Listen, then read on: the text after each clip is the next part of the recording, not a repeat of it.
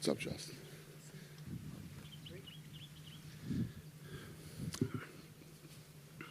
What's up, everybody? Thanks for coming out today. We appreciate it. Who's got the first question? Dana, I know earlier this week you said that this fight was tracking as one of the biggest fights of all time. I'm curious if we could get an update on how things look, and if you could say what you think it is about this fight. You know, normally when you fight abroad, you lose some revenue, right, because you lose some attention. So how is it tracking, and what is it about this one that's making it special? Well, obviously, it's, what is it, 6 in the morning there right now, so I don't have any updates today, but I will around, noon, 1 o'clock on the West Coast. But the reality is this. I mean, apparently people in the business don't know this, but Khabib is one of the biggest stars in all of sports, not just the UFC. Take this, hold on. I'm having mic issues. He's one of the biggest stars in the sport. I knew somebody was going to ask me this today, and Khabib's videos have generated 222 million views. His content that features him, over 100 million video views this year alone, just on Facebook. Let me point out some of these. He's broken records on Instagram. I mean, I could just rattle off numbers all day here. He's the by far the number one most played character in the video game globally, like by a long shot.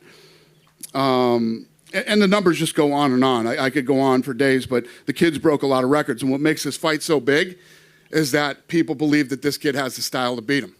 So you have all the ingredients for a massive fight. You have a big superstar, and you have a kid who's coming off an incredible win over a highly respected fighter, and many people believe that he has the style to do it. Yeah.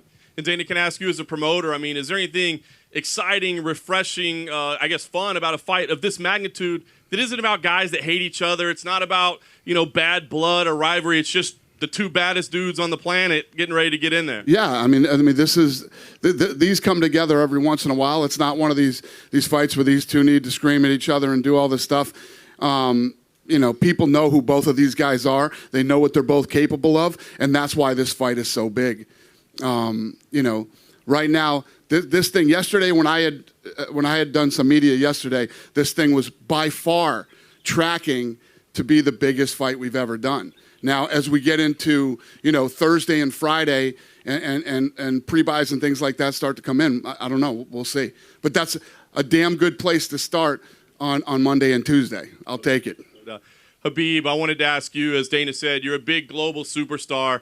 But here I feel like the expectations, the pressure might even be more. I know how much you love being here in Abu Dhabi and the UAE, but is it more difficult to be here because the expectations, the time, the attention that you get here makes it more difficult to compete than maybe in Las Vegas? What's up, guys? Yes, of course, it's a little bit difficult. It's always difficult when you have fight, when you have cut weight, when you have so much pressure on your shoulder. It's always difficult. It's never been. It's like easy. And right now it's like special time for me. Fighting here in Abu Dhabi with all this pandemic stuff, with all this without crowd, without fans, and I think it's a little bit difficult. Yeah, clearly this would be a huge win for you in your career. It's a big fight. We know that 30-0 mark is out there for you. We don't know who it might be, but if you win this fight and 30-0 is on the line, when would you like to have that next fight? Do you have a date plan that you think that's when I'd like to go for 30-0? Honestly, I don't like this word if. You never know what's going to happen tomorrow. And I'm focused on Justin Gaethje this Saturday night. And what UFC have after this fight, I think you guys have to ask this guy. Because he called us and then we talk about fights. What's going to happen after, I don't know. Right now, I'm focused on Justin Gaethje. Very nice. For Justin, if I could, please, when we were talking to Khabib earlier, he mentioned that he thought he could wear you down. Rounds 3 and 4 might be a good time to finish you. Are you surprised to hear him say that he thinks he can wear you down based on your track record, your history of pace and of exciting fights? No, I know he's, ultimately confident in what he does. He's done it 28 times. So I expect him to believe that that's going to happen. I've been telling myself that's going to happen, as a matter of fact, and that's what drives me every single day. I'm a performer. I always show up under the lights, and that's what I do. I've been doing this as long as he has. This is ingrained in us. And on Saturday night, I will, leave everything, give everything, and be proud of my performance. Nice. And last thing for me, Justin, I feel like in most of Khabib's fights, we can see his opponent kind of a moment that person breaks, that person realizes, like, man, this dude's different. He's special. Have you ever been in a position like that where you were tested and you thought, man, this guy might break me? And if so, how do you get through that in a fight? Never in actual competition, but in practice, that's happened many times. My rule is I quit or you quit every single time I go to practice. Whether we're best friends or, enemies, I'm here to get better. And that's what every practice is for me. Again, I've been telling myself that's going to happen. And, I can't wait to surprise myself again. Dana, obviously your excitement for this fight must be off the charts, but how do you actually see it playing out when they're inside the octagon? How does the fight go? I don't know. That's another thing that makes this fight so exciting. I mean, you think you know what he's going to do, and you're pretty sure you think you know what he's going to do, but when they get in there, anything is possible. Again, one of the things that makes this fight so fun and so exciting and so interesting to the world. I know we've had some guarantees in the past, and it's not something you necessarily want to do all the time, but can you guarantee this is going to be a fantastic fight? Tell me the last fight he was in that sucked. I guarantee it. Yeah, when was the last fight he was in that sucked? It just doesn't exist, you know what I mean? And I can't, I don't have the numbers. I completely forgot about that. But what has he lost? Has he lost 2 rounds in his entire career? He's undefeated, right? But how many rounds has he lost in fights? Just 1. 4? I'd say 0, but they say 1. 1? Yeah, they say 1. Yeah, so, you know what I mean? Khabib is looking down the barrel of, not only the greatest to ever do it in this division, but he's looking. Listen, I think if he beats Justin on Saturday, he's the #1 pound-for-pound fighter in the world, and he's on his way to GOAT status. And like he said, he doesn't say if, how long he's going to stick around and how many more of these he's going to do, but. Pretty impressive what this guy has done. To be sitting here, I mean, you know what I think of John Jones, and we always talk about what John's accomplished in his career. Look at how many fights this guy has, and he's still undefeated. And this is a nasty, nasty weight division. For Justin, I was thinking, when you look at Khabib's past fights, is there a consistent mistake his opponents always make, or is it just that he's good enough to overcome whatever they have planned? I didn't watch any tape on Khabib. I've watched his fights throughout his career because I'm a huge fan of MMA, but I didn't go back when I got him as an opponent to analyze him. I've always focused on being my best self. I've worked as long. He hasn't wrestled or fought somebody that has wrestled or grappled as long as he has. That is me. I have. Everyone says they're ready. I will not allow him to put me on the fence. And if I do, then I'm screwed. So my game plan is if he wants to grapple, let's grapple in the middle. And at all times, I will be, I've said it 1,000 times, I cause damage. I have dense bones, and, I'm going to kick his legs. That's where it's going to start, and then we're going to move on from there. And for Khabib, Justin just mentioned his wrestling. I was curious, for the uninitiated, what's the difference between the wrestling you possess and the wrestling that a traditional American D1 wrestler possesses? I think you're supposed to ask me what difference between Dagestan wrestling and American wrestling. This is a good question. I think it's big difference, and I know he know how to wrestle, but what about wrestling 25 minutes? It's gonna be like I told DC today, like when you fight with Stipe Miocic last time, you grab his leg one time and you take him down, and he get up very quickly, and that's it, and you finish. And other minutes all going stand up, but between me and DC is big difference. And if I'm gonna try to take him down once and he gonna defend his goods, I'm gonna try. I'm gonna go all night, I'm gonna go all night. This is big difference between U.S. wrestling and Dagestan wrestling. And then when it comes to Justin Gaethje, what does he do specifically for your legacy that your previous opponents have not done? He finished a lot of opponents, a lot of great guys, and he finished all of them. And he was a great champion in other organization before UFC. Right now, he champion in UFC interim champ. He beat Tony Ferguson. I think beat a guy like Justin Gaethje is gonna be big for my legacy. And then last thing from me, we've heard from Justin say he causes damage, and a lot's been made of his mindset leading into this fight. Do you believe Justin Gaethje has a unique attitude towards fighting? Yes, when he fight, he beginning very fast. Like first round, he's very dangerous. It's very dangerous. I think him and the corner is two most dangerous guys in first round. But if you talk about second round, third round, they become like a little bit regular fighters. Justin, right here. You've openly spoke about wanting to represent the United States coming over here against Khabib. Given that the Olympics have been postponed, does that make this fight any bigger in your mind, considering we don't get many sports between countries right now? I don't think it's bigger, but this is an individual sport. It's such a different sport than all sports. And not so much. Or representing the United States is special. I never thought a kid from Safford, Arizona, would be able to have this opportunity, especially halfway across the world in Abu Dhabi. Look how beautiful this place is. I've never been to a place like this before. I'm not even supposed to be here.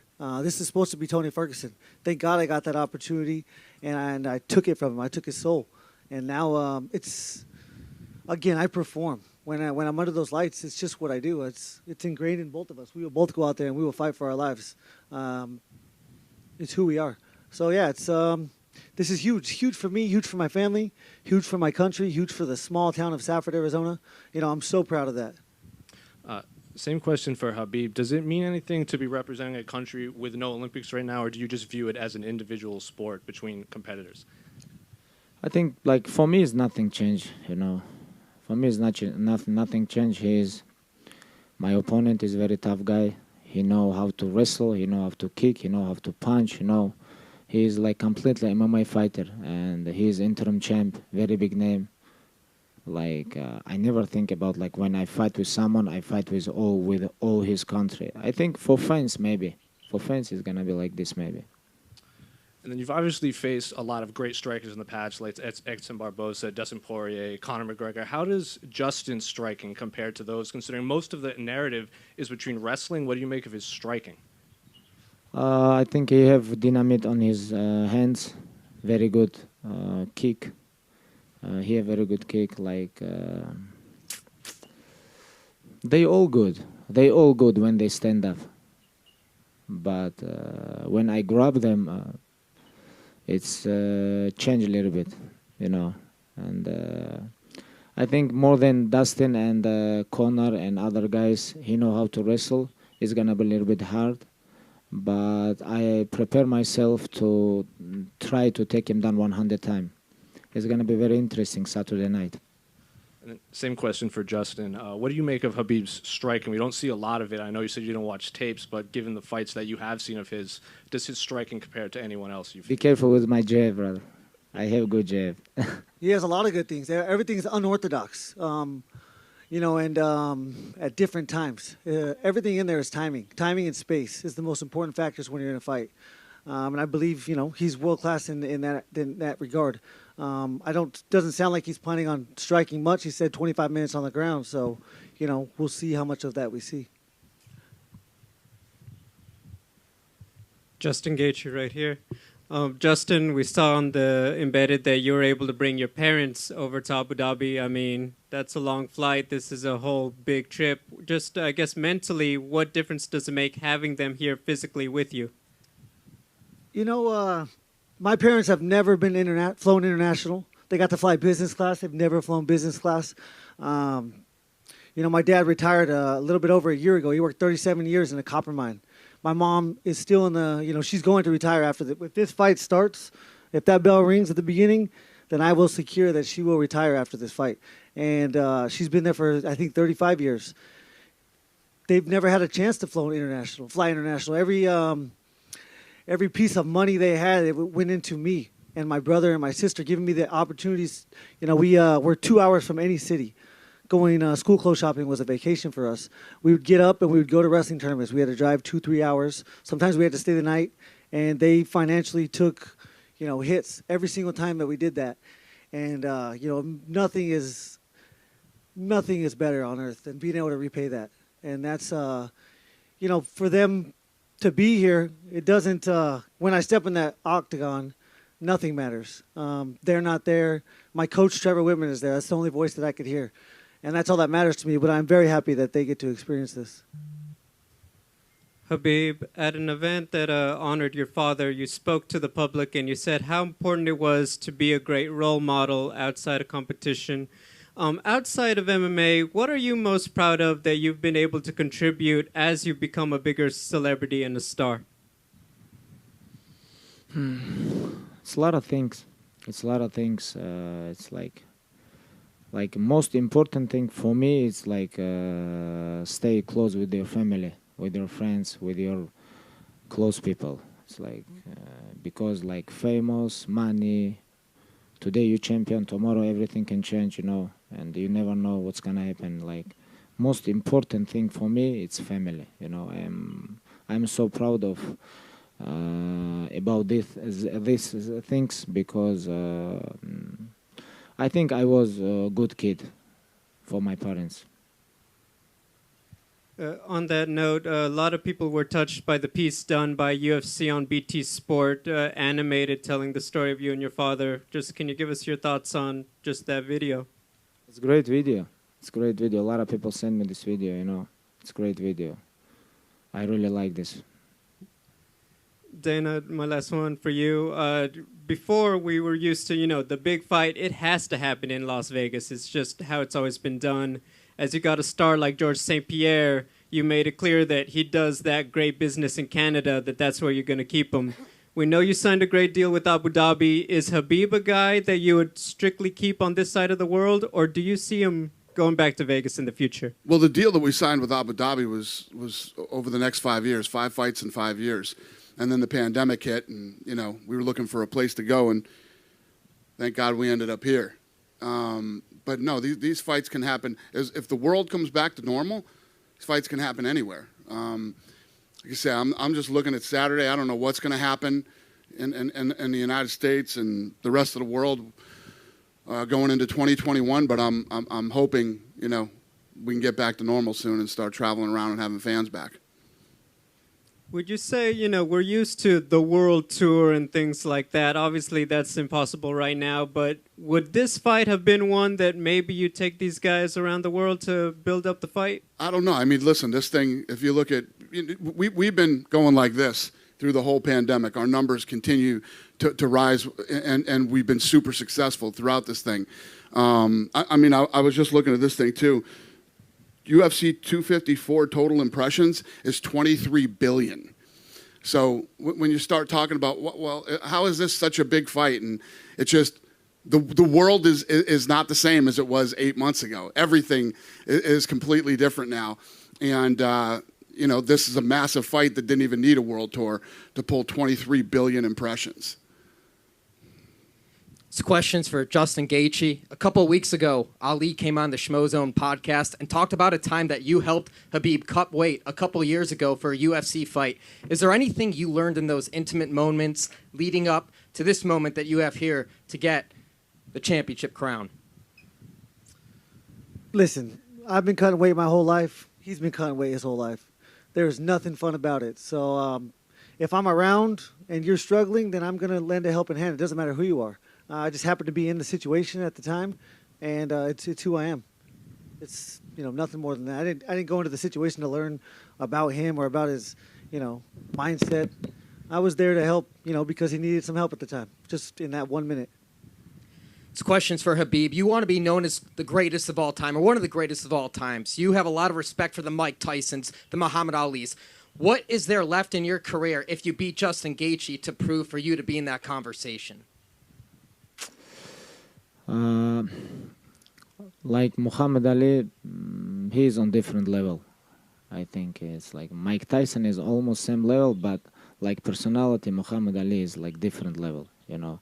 And for me, become like this, I don't know. It's a very hard question, you know. When I grew up, I watched these guys, you know, these guys greatest.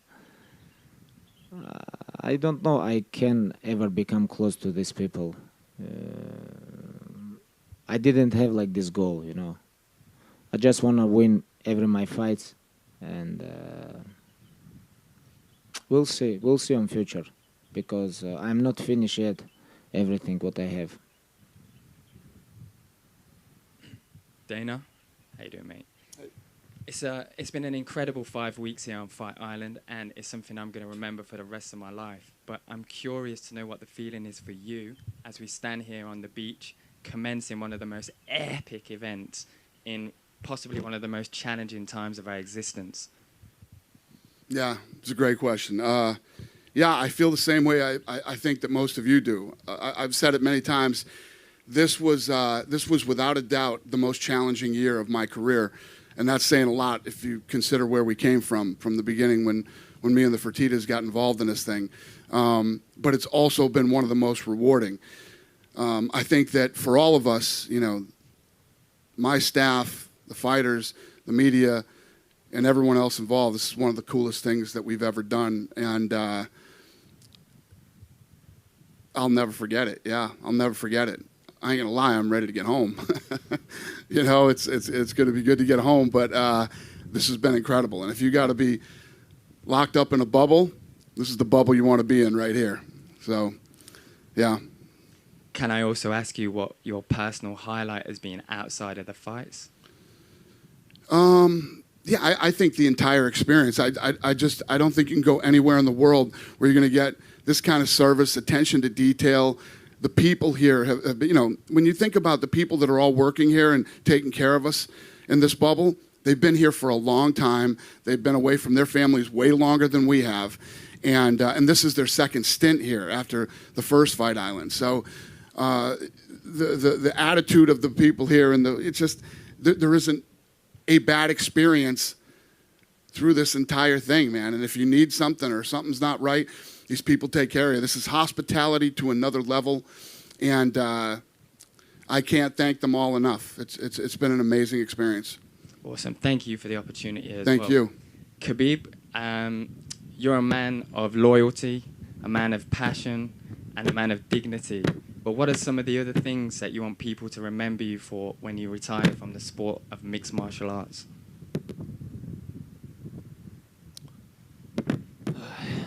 I don't know. When I'm retired, I just want to retire like undisputed, undefeated UFC lightweight champion. And here in sport, I have this goal. Without sport, without octagon, honestly, I don't know. I have a lot of goals. And we'll see. Thank you. Justin, after UFC 244, Dustin mentioned that during the aftermath that he felt like the away fighter. I'm curious to know, do you feel like you're on enemy turf here?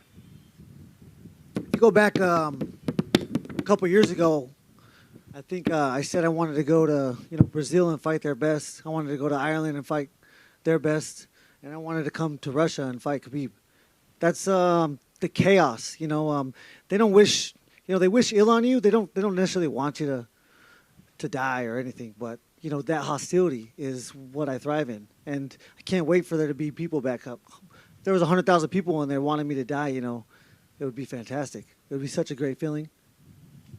Thank you, my friend. All right, thank you guys. We appreciate it. I'm going to square these guys off for photo ops.